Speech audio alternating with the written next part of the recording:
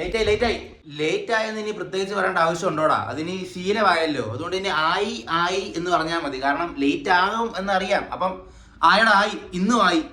എല്ലാ ദിവസവും എങ്ങനെയാടാ ഈ മുട്ടയും പാലും മാത്രം കുടിച്ചുകൊണ്ട് പോകുന്നേ? വയറിന് വേണ്ടടാ ഒരു എന്റർടൈൻമെന്റ്.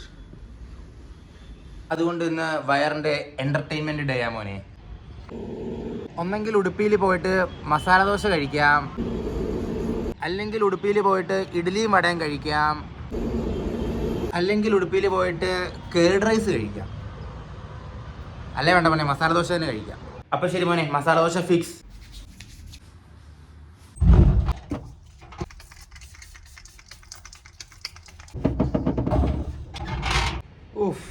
ഇന്നലെ ഞാൻ ഷൂ വെളിയിലിട്ടിട്ടാ കിടന്നത്. എങ്ങാനും മഴ പെയ്തിരുന്നെങ്കിൽ മോനെ ഇങ്ങനെ പോകേണ്ടി വന്നേനെ ഓഫീസിൽ.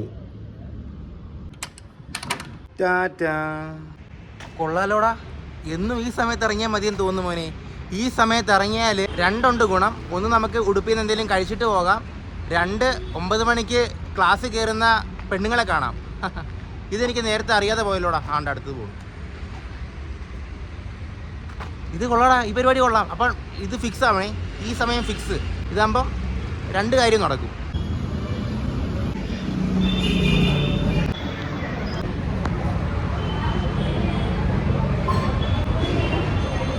കഴിഞ്ഞപ്പോൾ എൻ്റെ മനസ്സ് മാറിയടാ മോനെ. ഞാൻ ബിസ്ബിലെ ബാത്ത് കഴിച്ചു.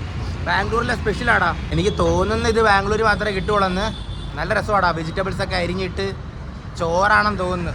ഹെൽത്തിയാ മോനെ. അതുകൊണ്ട് ഞാനങ്ങടുത്ത് കഴിച്ചു. ദോശയൊക്കെ എപ്പോഴും കഴിക്കുന്നില്ലടാ.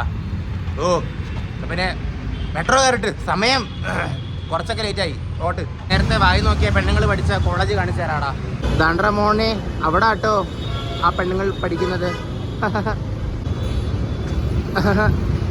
ശരിയടാ, എന്നാ പിന്നെ ഞാൻ പോയി പണിയെടുക്കട്ടെ. അപ്പൊ ശരി, നാളെ കാണാം. അപ്പൊ ശരിയടാ, ഓക്കെ.